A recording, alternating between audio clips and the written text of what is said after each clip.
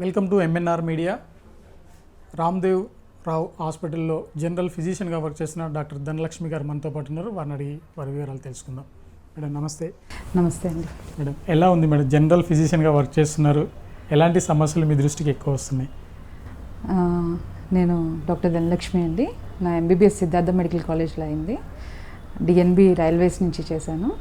And Ramdev హాస్పిటల్తో association వచ్చి last 3 years నుంచి.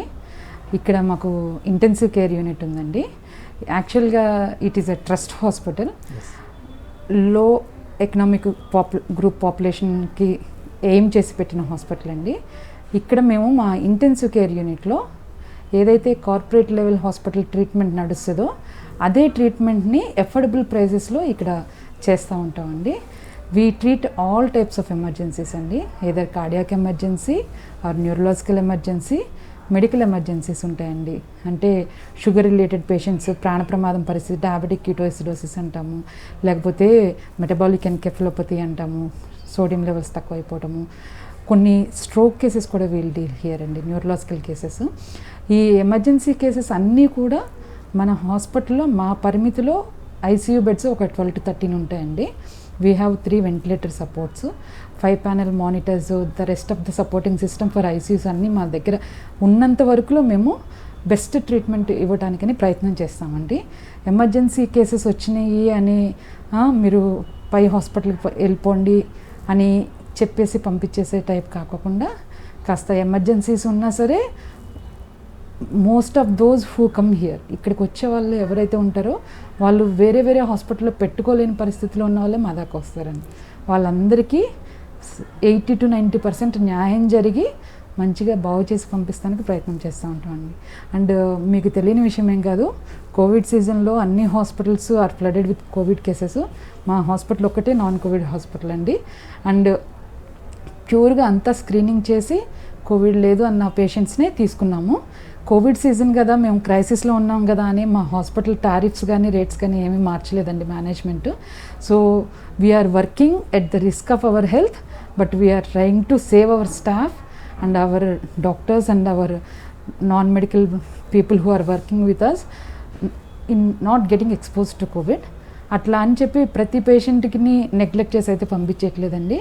ఈ కోవిడ్ స్క్రీనింగ్లో ఏమన్నా పాజిటివ్ అని అనిపించినా సరే ఓపీడీ మేనేజ్మెంట్ ఏదైతే ట్రీట్మెంట్ అయితే ఉంటుందో అది రాసి పంపించే పేషెంట్స్ ఉంటారండి కొంతమంది, వాళ్ళందరికీ ట్రీట్మెంట్ ప్రిస్క్రిప్షన్లు ఇచ్చి పంపిస్తున్నాము. And we're suggesting and referring them to మన గవర్నమెంట్ సెటప్స్ ఎక్కడ అయితే ఉన్నాయో అక్కడికి పంపిస్తున్నాము. And most of the cases ఇక్కడికి వచ్చే ఎట్లా ఉంటాయంటేనండి, emergency poisoning cases, OP poisoning అని ఉంటుంది, ఆర్గనోఫాస్ఫరస్ పాయిజనింగ్, మీకు తెలిసే ఉంటుంది, లైఫ్ డేంజరస్. అట్లాంటి క్రిటికల్గా ఉన్న కేసులు కూడానండి చాలా కేసెస్ మంచిగా రికవరీ అయ్యి వెళ్ళినాయి. అండ్ డయాలసిస్ యూనిట్ బాగా ఎస్టాబ్లిష్డ్ యూనిట్ ఉందండి, భగవాన్ మహావీర్ వాళ్ళది. ఆ డయాలసిస్ యూనిట్కి వచ్చే పేషెంట్స్కి ఎవరికైతే మెడికల్ రిలేటెడ్ కాంప్లికేషన్స్ వస్తాయో అవన్నీ మన ఐసీయూలో అడ్మిట్ చేసి ట్రీట్ చేస్తూ ఉంటాము. అండ్ మనకి కార్డియాలజిస్ట్ వస్తూ ఉంటారండి విజిటింగ్లో. అండ్ కార్డియాక్ రిలేటెడ్ ప్రాబ్లమ్స్ ఏమైనా ఉన్నా సరే మన వంతులో ఇక్కడ అవ్వగలిగినంత ట్రీట్మెంట్ ఇచ్చి ఇంకా యాంజియోగ్రామ్లు ఫర్దర్గా ఏమైనా ప్రొసీజర్స్ అవసరమైతే బయట హాస్పిటల్స్కి రిఫర్ చేస్తాం. సాధారణంగా ఇప్పుడున్న పరిస్థితిలో షుగర్ చాలామందికి వస్తుంది. ఎందుకు ఈ సమస్యను మనకు ఇంత పెంచుకుంటుంది? షుగరు ఇంతకుముందు మేము చదువుకునే వయసులో అంటే 2 దశాబ్దాల వెనకాల చూస్తేనండి ప్రతి 10 మందిలో 5-6 షుగర్ వస్తుంది అని డేటా వైజ్గా చెప్పేవాళ్ళు. ఇప్పుడు ప్రతి 10 మందిలోనూ 8 నుంచి 9 మందికి వచ్చేస్తుందండి. దానికి రీజన్స్ 2-3 రకాలు ఉంటాయండి. బేసిక్గా మన తెలుగు రాష్ట్రాలు రెండిట్లోనూ స్టేపుల్ ఫుడ్ రైస్ అండి. ఏదైతే carbohydrate based rice based diet ఉంటుందో మేజర్ మీల్ ప్లాన్లో, దాని మూలంగా మన జీన్సే దే హ్యావ్ కన్వర్టెడ్ ఇవాల్యుయేట్ అయిపోయినాయండి డయాబెటిక్ జీన్స్ కింద. సో పేరెంట్స్కి షుగర్ ఉందనుకోండి, వాళ్ళ కిడ్స్కి పిల్లలకి, పేరెంట్స్కి లెటెస్సే 40-50sలో షుగర్ వస్తే పిల్లలకి 30-40sలో షుగర్స్ వచ్చేసింది. సో మనం బేసిక్గా ఫిజికల్ ఇన్యాక్టివిటీ ఒకటండి, మనం తీసుకునే డైట్ ఒకటండి, అండ్ పేరెంట్స్లో ఉన్న జెనెటిక్ టెండెన్సీ ఒకటి. ఈ మూడింటిని బట్టి షుగర్కి సంబంధించిన వ్యాధులు కొంచెం ఎక్కువ కామన్ అయిపోయినాయి. అండ్ స్ట్రెస్ఫుల్ లైఫ్ స్టైల్, ప్రతి ఒక్కరికి స్ట్రెస్, పిల్లలకి దగ్గర నుంచి పెద్దవాళ్ళ వరకు 90 వరకు ప్రతి ఒక్కరికి ఈ స్ట్రెస్ రిలేటెడ్ ఫ్యాక్టర్స్ ఎక్కువైపోయి ఫిజికల్ ఇన్యాక్టివిటీ ఎక్కువైపోవటం మూలంగా either because of the job related issues, because of other difficulties, physical activity ఎక్కువైపోయి ఈ సిటీ లైఫ్ స్టైల్లో కొంచెం పరిగెత్తడంలో ఉన్న దీంట్లో ఆరోగ్యరీత్యా కొంచెం నెగ్లెక్ట్ చేయడం మూలంగా షుగర్కి సంబంధించిన కాంప్లికేషన్స్ ఎక్కువైపోతాయి. ప్రివెంటివ్ ఏమన్నా ఉందా మేడం షుగర్కి? దాన్ని ఏ విధంగా అరికట్టవచ్చు? షుగర్ని ప్రివెంట్ చేయడం అనేది మన చేతిలో ఉండదండి. అది రాకుండా ఇఫ్ సపోజ్ పేరెంట్స్కి షుగర్ ఉంది, మనం కొంచెం పోస్ట్పోన్ చేసుకోవాలి, మనకి రాకుండా కొంచెం జాగ్రత్తలు తీసుకోవాలి అని అంటే రెగ్యులర్ ఫిజికల్ ఎక్సర్సైజ్ అండి, అండ్ లో కార్బోహైడ్రేట్ డైట్, అండ్ స్ట్రెస్ ఫ్రీగా at least in a 2 days or 3 days in a week you should be having a stress free hours. ఒక మెడిటేషన్కి వెళ్తాము, యోగా సెంటర్కి వెళ్తాము, లేకపోతే you be away from your routine life. ఒక 2-3 hours మైండ్కి స్ట్రెస్లెస్గా ఉంటే then we can postpone. Exercise తప్పనిసరి మ్యాండేటరీ చేస్తే బాగుంటుంది. 30 minutes in a day, at least 5 days in a week అండి. ఐసోమెట్రిక్ ఎక్సర్సైజెస్ సింపుల్ వాకింగ్ జాగింగ్తో మొదలెట్టినా సరిపోతుందండి. కనీసం అట్లీస్ట్ 5 days, 7 days అందరం చేయలేకపోవచ్చు, maybe because of various reasons. At least 30 to 40 minutes in a day, at least 5 days in a week చేసిన it helps a lot అండి. ఎందుకు పెరుగుతుంది మేడం? మేజర్గా ఫుడ్ ఒకటే కాకుండా ఇంకా బయట ఫుడ్ కూడా ఎఫెక్ట్ ఉంది అంటే మనము అర్బనైజేషన్ పెరిగిన కొద్దీ అండి, so we are going in to western world. మన ఇండియన్ కల్చర్లో ఉన్న సాంప్రదాయకం ఫుడ్లో ఉన్న కార్బోహైడ్రేట్ రిచ్ ఫుడ్తో పాటు when we are urbanising our cells, ఏదైతే పిల్లలు ఇష్టంగా తినే పిజ్జాలు బర్గర్లు ఇవన్నీ ఉంటాయో they are all maida based అండి. వీటన్నిటితో పాటు మనం తినే జంక్ ఫుడ్తోనూ, పొటాటో చిప్స్, వీటన్నిటితో షుగర్ వచ్చేస్తుందండి. సో వీఆర్ అర్బనైజేషన్ మూలంగా తెచ్చుకోబెట్టుకున్న కాంప్లికేషన్స్ అండి ఇవన్నీ కూడా. So it is better to be home cooked food, that to లో కార్బోహైడ్రేట్ డైట్. ఇవన్నీ కూడా మనం చిన్నప్పటి నుంచే మన పిల్లలకి అలవాటు చేసుకుంటూ పోతూ ఉంటే వాళ్ళలో ఇప్పుడు చిల్డ్రన్స్లో ఒబెసిటీ, చిల్డ్రన్లో డయాబెటీస్ మోర్ కామన్ అయిపోయినాయండి issues, because of physical inactivity ఒకటి, because of the food that we're giving to them, and because of our staple rice food. వీటి మూలంగా అంటే ప్యాకెట్ ఫుడ్ చాలా ఎఫెక్టివ్గా షుగర్ వాళ్ళకి పనిచేస్తుంది అంటారు. అది ప్రివెంటివ్ కాకుండా ఇంకా ఎక్కువ చేస్తుంటారు. దీనివల్ల ఎలాంటి అనర్థాలు వచ్చే అవకాశం ఉంది? ప్యాకెట్ ఫుడ్, ప్రిజర్వేటివ్స్ యాడ్ చేసిన ఏ ఫుడ్ అయినా అవాయిడ్ చేయాలండి first. Any packed food, any food which is prepared and stored to be avoided for all this. ఇప్పుడు చిన్న పిల్లలు రావడానికి ప్రధాన కారణం ఏంటి? ఒకటి ఫిజికల్ ఇన్యాక్టివిటీ అండి. మేజర్ అందరూ they are oriented are their kids to be going towards some career issues. Their orientation is mainly being concentrated on their education. So ఇంతకుముందు అట్లా ఉండేది కాదండి. 8 hours స్కూల్ అవర్స్ ఉంటే 1-2 hours పీటీ అవర్స్ ఉండేయండి. ఇప్పుడు 8 hours school hours కాస్త 12 hours school hours అయిపోయినాయి. 12 hours కూడా they are main concentration and aim from 4th standard onwards are towards their career. So ఈ ఫిజికల్ ఇన్యాక్టివిటీ ఎప్పుడైతే స్కూల్ నుంచి start అయిందో, ఇంట్లో పేరెంట్స్ ఎప్పుడైతే బిజీగా ఉండి కిడ్స్ని స్పోర్ట్ యాక్టివిటీకి ఎంగేజ్ చేయలేని పరిస్థితిలో ఉంటున్నారో, మేజర్ ఫిజికల్ ఇన్యాక్టివిటీ అండి. రెండోది, పిల్లలు they tend to eat while seeing TVs. ఏదో కార్టూన్ ఛానల్ ఏదో చూస్తా they don't recognize how much they are eating.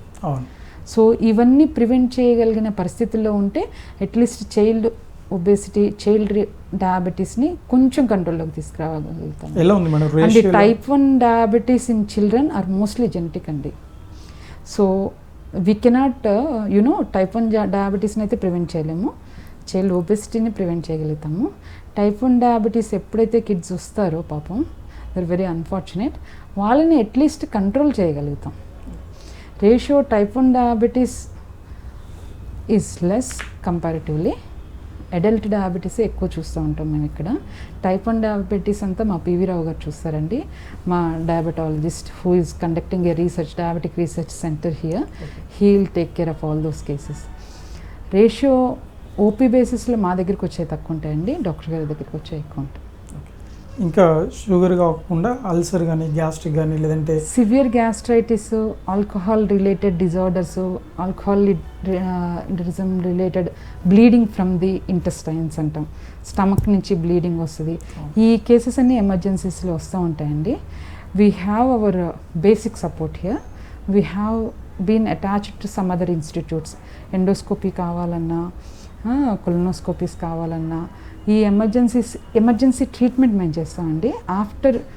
For the procedures and investigations we have some type of institutes, వాళ్ళ దగ్గరికి పంపించి డయాగ్నోసిస్ని బట్టి విల్ ట్రీట్ అకార్డింగ్లీ. షుగర్ వచ్చిన వాళ్ళకి మిగతా వ్యాధులు కూడా వచ్చే అవకాశం ఎక్కువ ఉంటుంది. షుగర్ వచ్చిన వాళ్ళకి మేజర్గా కిడ్నీ ఇన్వాల్వ్మెంట్, కంటి చూపు, రెటినా ఇన్వాల్వ్మెంట్, మైక్రోవాస్కులర్ సర్క్యులేషన్ అంటామండి. 2 కాంప్లికేషన్స్ ఉంటాయి, మైక్రోవాస్కులర్ అండ్ మ్యాక్రోవాస్కులర్ కాంప్లికేషన్స్ అని. సో ఈ మైక్రోవాస్కులర్ సర్క్యులేషన్ ఎఫెక్ట్ అవ్వటం మూలంగా కాళ్ళల్లో మాటికి బ్లడ్ సర్క్యులేషన్ ఎఫెక్ట్ అవ్వటం మూలంగా కాళ్ళల్లో అల్సర్స్ కానీ, చిన్న పుండు వచ్చినా అది నాన్ హీలింగ్ వూండ్గా మారిపోవటము, ఇవన్నీ చాలా కామన్గా ఉంటాయండి. సో షుగర్ స్ట్రిక్ట్గా కంట్రోల్ పెట్టుకుని ఎప్పటికప్పుడు రొటీన్గా ఐ విజన్ ఎట్లా ఉంది చెక్ చేసుకుంటా, యూరిన్ వెళ్ళేటప్పుడు నురుగులాగా ఏమైనా వస్తుందా, లేకపోతే యూరిన్ రాత్రిపూట ఎక్కువసార్లు పోవాల్సి వస్తుందా, ఇవన్నీ ఎవరైతే కొంచెం ఇంటెలిజెంట్గా నోటీస్ చేసుకుంటూ ఉండగలుగుతారో వాళ్ళకి కాంప్లికేషన్స్ రాకోకుండా ప్రివెంటివ్గానే ముందులే జాగ్రత్తలు తీసుకోవడానికి అవుతుందండి. ఓకే, షుగర్ వచ్చిన తర్వాత లక్షణాలు ఎలా ఉంటాయి?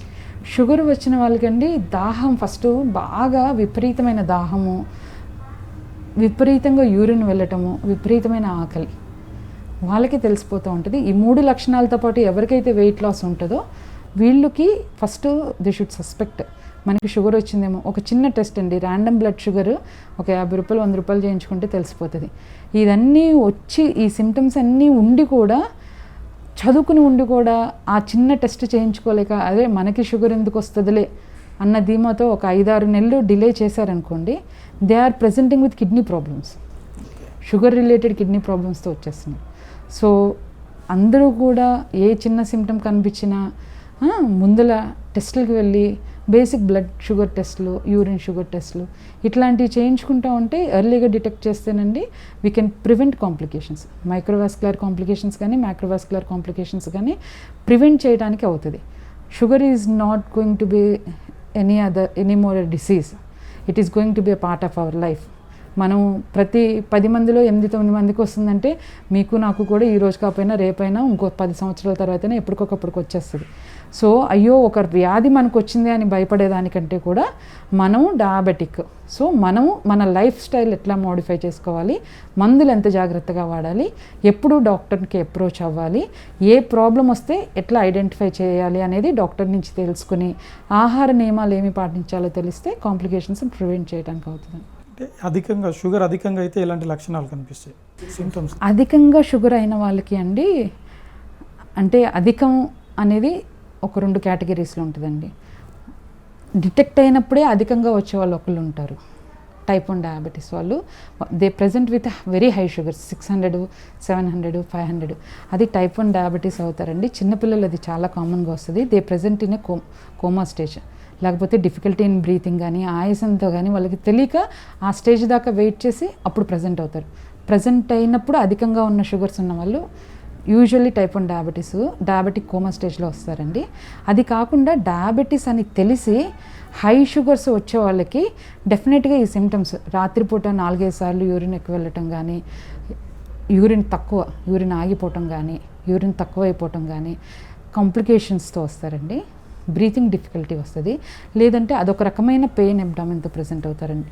డయాబెటిక్ కీటోసిడోసిస్ ఉన్న వాళ్ళకి ఎవరైనా షుగర్ పేషెంట్ పొట్ట నొప్పి అన్ఎక్స్ప్లెయిన్డ్ పెయిన్ అబ్డామిన్ ఏదన్నా ఉంది అంటే డయాబెటిక్ కీటోసిడోసిస్లోకి వెళ్ళారేమోనని సస్పెక్ట్ చేయాలండి. ఏ షుగర్ పేషెంట్ అయినా ఆయాసం వస్తుంది, రాత్రులు యూరిన్ ఎక్కువసార్లు వస్తుంది, పొట్టలో అదొక రకమైన ఇబ్బంది వస్తుంది. ఎస్పెషల్లీ వీళ్ళకి ఫీవర్లు, వామిటింగ్స్, లూజ్ మోషన్ లాంటి చిన్న చిన్న ఇబ్బందులు వచ్చినప్పుడు వీళ్ళ షుగర్ లెవెల్స్ బాగా ఫ్లక్చుయేట్ అయిపోయి అధికంగా అయిపోతుందండి.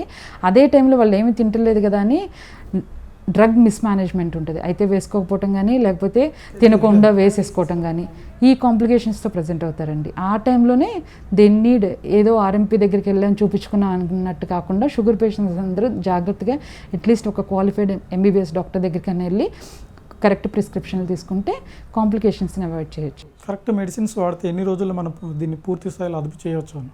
కరెక్ట్గా చెప్పిన మెడిసిన్స్ వాడితేనండి ఎప్పుడైతే డిటెక్ట్ అయిన రోజు నుంచి ఒక 2-3 నెలల్లో అది కంట్రోల్లోకి వచ్చేస్తుందండి. కంట్రోల్లోకి వచ్చేసింది కదా అని నెగ్లెక్ట్ చేస్తాం మూలంగా కానీ, కంట్రోల్లోకి వచ్చేసింది కదా మనకి షుగర్ లేదేమో, ఊరికినే డాక్టర్లు మందులు రాస్తున్నారేమో అనే అనుమానం ఎవరికైతే వస్తుందో దాని మూలంగా కాంప్లికేషన్స్ వస్తాయండి.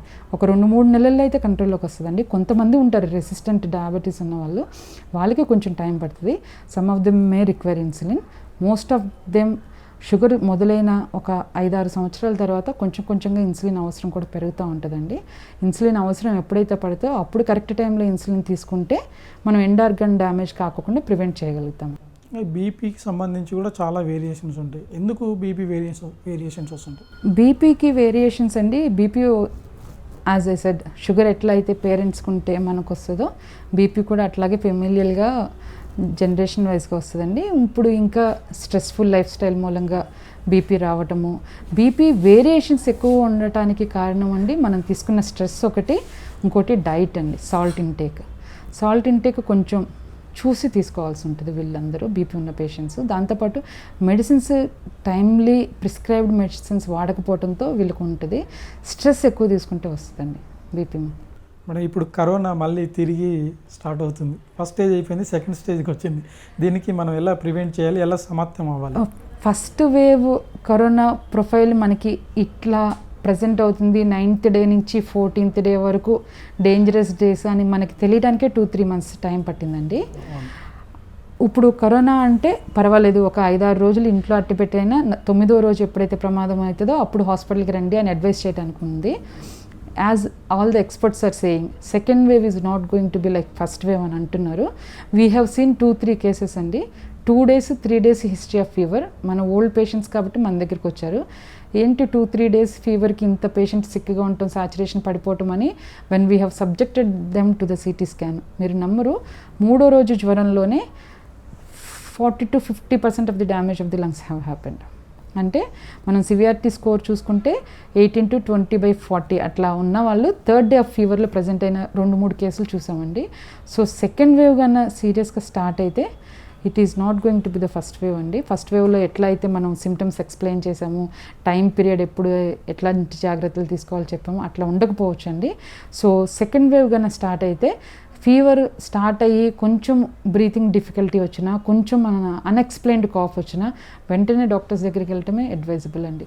అండ్ ఆర్టీపీసీఆర్ స్వాబ్ టెస్టులు కానీ సిటీ స్కాన్లు కానీ 1-2-3 daysలోనే చేయించినా తెలియకపోవచ్చండి దాంట్లో. సో మీరు ఒకసారి చేయించుకున్నాం కదా నెగిటివ్ వచ్చింది కానీ నెగ్లెక్ట్ చేయకోకుండా సిమ్టమ్స్ పర్సిస్టెంట్గా కానీ ఉంటే ఒక 2-3 days తర్వాత మళ్ళీ రిపీట్ టెస్టులకు వెళ్తామే అడ్వైజ్ అండి. ఫుడ్ విషయంలో కూడా చాలా వేరియేషన్స్ ఉంటే బాగుంటుంది మేడం. ఫస్ట్ వచ్చిన వాళ్ళకి మళ్ళీ ఇప్పుడు సెకండ్ సంబంధించి లంగ్స్ ఎక్కువ ఎఫెక్ట్ పడుతుంది. లంగ్స్ ఇన్వాల్వ్మెంట్ ఎక్కువ ఉన్నప్పుడు అండి కాస్త జాగ్రత్తగా చూసుకుని తింటమే బెటర్ అండి. ఫ్రూట్స్ తినొచ్చు కానీ ఇట్లా రిఫ్రిజిరేటెడ్ ఐటమ్స్, రిఫ్రిజిరేటెడ్ ఫ్రూట్స్ అవి తింటం అవాయిడ్ చేయడం చాలా బెటర్ అండి. స్మోకింగ్ ఉన్న వాళ్ళు కూడా ఎక్కువ smoking always is a risk factor for lungs అండి. Smokers are having all the signs of exacerbation of these symptoms. ఈ కోవిడ్ మూలంగా వాళ్ళకి కాఫ్ వస్తుందా, వాళ్ళ స్మోకింగ్ మూలంగా కాఫ్ వస్తుందా వాళ్ళకి తెలియకుండా పోతుంది. వాళ్ళు స్మోకింగ్ మూలంగా అనుకుంటారు, it can be turn out to be Covid. So smoking ఉన్న వాళ్ళు కనీసం ఈ సీజన్ వచ్చి ప్రమాదం ప్రపంచం మొత్తానికి వచ్చింది కాబట్టి ఈ టైంలో స్మోకింగ్ ఆపేసి, కుదిరినంత వరకు ఆపేసి జాగ్రత్తలు తీసుకోవటమే బెటర్ అండి. ఓకే, స్మోకింగ్ చేసిన వాళ్ళకంటే పక్కన పీల్చుకునే వాళ్ళకి కూడా చాలా ఎఫెక్ట్. అవునండి, partial smokers are unfortunately are being suffered because of the smokers అండి. అందుకనే ఇంట్లో ఎవరు దయచేసి స్మోకింగ్ చేయొద్దు. మీ పిల్లల ఆరోగ్యము, మిమ్మల్ని నమ్ముకుని బతుకుతున్న వాళ్ళ ఆరోగ్యం బట్టి అట్లా అని పబ్లిక్గా కూడా స్మోకింగ్ చేయొద్దు.